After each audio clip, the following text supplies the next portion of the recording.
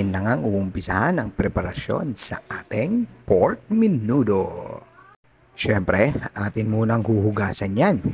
Huhugasan natin gamit ang asin. At siyempre, atin na rin isasabay ang kanyang mga sangkap o ingredients. Ayan na. Sa pagluluto, ang preparasyon ang pinakamatagal. Pero, madali na lang ito kapag naghahanda na natin ang lahat. Pansin mo ba yon? Iisang sangkala lang ang gamit ko. Ang pork menudong itong hatid ko sa inyo ay igigisa ko pa yan sa kamatis. Oo, tama, sa kamatis. Hindi tayo gagamit ng mantika dito. Dahil sa mantika niya o sa sarili niyang mantika natin siya igigisa. Hahayaan lang natin na lumabas ang kanyang mantika. At syempre, habang ginigisa ko yun, o pinapalabas ang mantika, hinuhugasan ko na rin ang kanyang gulay. O, diba? Multitasking tayo. Habang hinihintay nga natin na lumabas ang kanyang mantika, at eto, magbabalat na tayo ng kanyang gulay. At kapag okay na at meron ng mantika ang ating pork, atin nang ilagay ang bawang, sibuyas, at kamatis. Pero, hindi yan sabay-sabay ha. Isa-isa lang hanggang sa mapalabas natin ang aroma ng bawang at sibuyas. At pagkatapos, tsaka natin ilagay ang kanyang kamatis.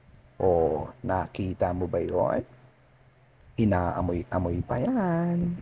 Kapag luto na ang ating kamatis, atin nang ilagay ang laman ng ating pork. Sa una kasi, ang nilagay lang natin ay ang kanyang taba. Ikaw ba? Ganyan ka rin ba mag-isa? Pagkalagay nga natin ng kanyang laman, ay hahayaan na natin siyang lumambot. Mga 15 minutes siguro, okay na yan. Ang tawag na maming mga Ilocano dyan ay sisi. Hindi yung sisisihin ka ha, kundi isisisi sa sarili niyang taba. Habang atin nga siyang pinapakuluan, ay lagyan na rin natin ang paminta at ang konting magic syrup. At syempre, atin rin lalagyan yan ng liver spread dahil hindi kumakain ng liver ang mga bata. Yung liver ng baboy. At hayaan natin muling kumulo at kapag malambot na ang kanyang karne, atin namang ilalagay ang tomato sauce at tomato paste. O, diba? Ayos na yan. At kapag muli nang kumulo at malambot na ang karne talaga, ilalagay na rin natin ang kanyang gulay.